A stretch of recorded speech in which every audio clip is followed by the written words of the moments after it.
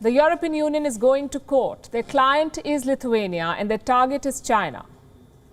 But what's the lawsuit about? Unfair trade practices against Lithuania. We told you about this yesterday. China is blocking Lithuanian goods at their border. Last month, exports dropped around 91%. What's worse, China is threatening European companies to cut their ties with Lithuania.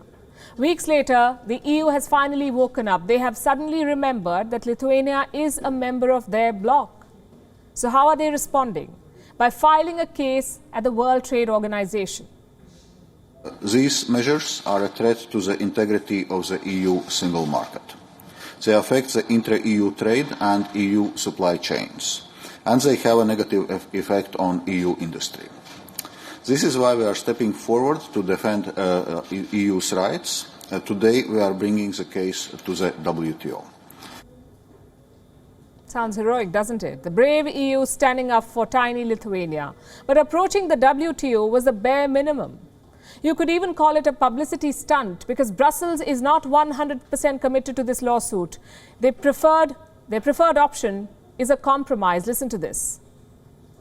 Certainly there can be diplomatic solution, and also from the EU side we are facilitating and trying to resolve this dispute amicably. What we are responding here is the coercive trade practices applied by China. So those are two parallel tracks.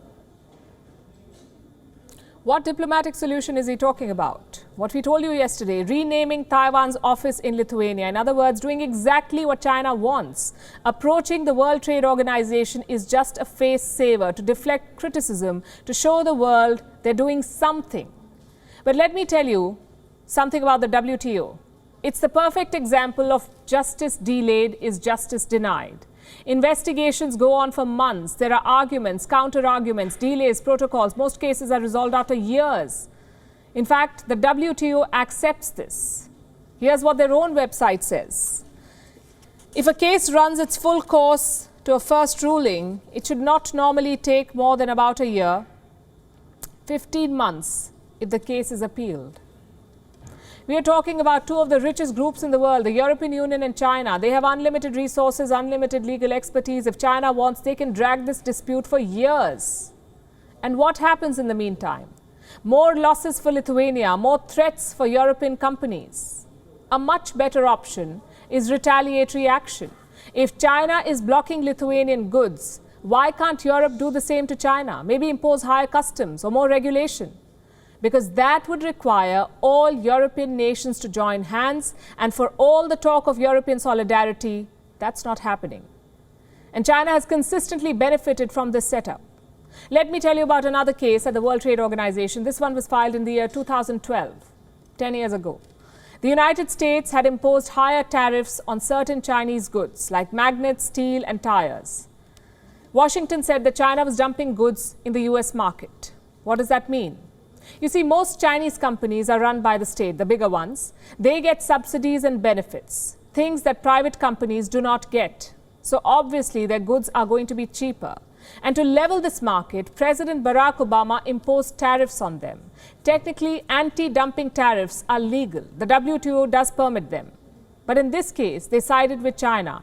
After 10 years of deliberations, China has won the case at the World Trade Organization, so they can now impose tariffs worth $645 million on American imports. Needless to say, Washington is not happy. Here's what their trade office said, and I'm quoting again.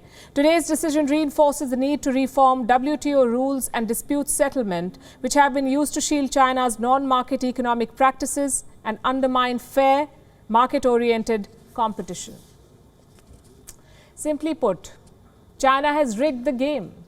You see, the WTO was created to serve the market economy. Their rules do not cover China's typical companies, the ones owned and controlled by the state.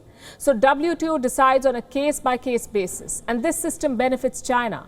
Since the year 2007, China has been party to more than a quarter of all WTO cases, 25%. What helps them is their designation. In the World Trade Organization, China is classified as a developing nation. And this comes with a lot of benefits. more time to fulfill WTO commitments, more assistance in dispute resolution, and more technical help. Now, I get that China has a huge population, but even so, their economy is too big to be called developing. They are waging trade wars with America and Australia. They're threatening European multinationals. Doesn't sound like a developing nation, does it? The fact is, the WTO needs an urgent overhaul. Until then, these complaints against China are unlikely to work. Beijing only understands the language of force, tariffs for tariffs, blockade for blockade. WION is now available in your country. Download the app now and get all the news on the move.